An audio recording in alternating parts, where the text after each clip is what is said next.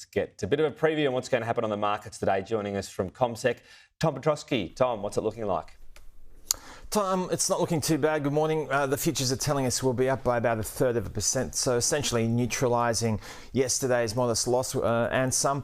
So we generally saw a constructive session on Wall Street last night. The gains weren't breathtaking by any measure, but they were enough to get the S&P 500 and the Nasdaq each into record territory. So both of those indices up by about 1/4%. Of course, the markets are breathless in anticipation of Nvidia's earnings, which will be getting talked about around this time tomorrow morning. So something to look out for in the day ahead.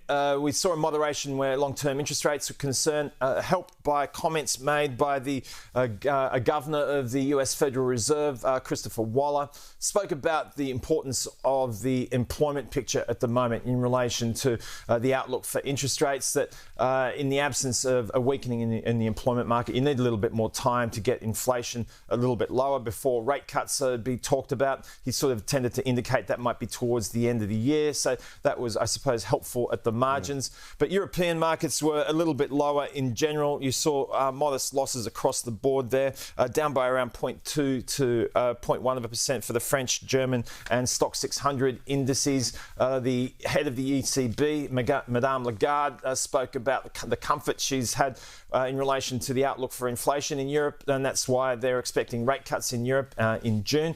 The local picture today, we've got Webjet reporting earnings. The Reserve Bank of New Zealand might be featuring in the news headlines today. They're going to leave rates on hold when they decide today, but there could be an upward or hawkish bias to their outlook given the fact that they've seen some heat in their recent inflation figures.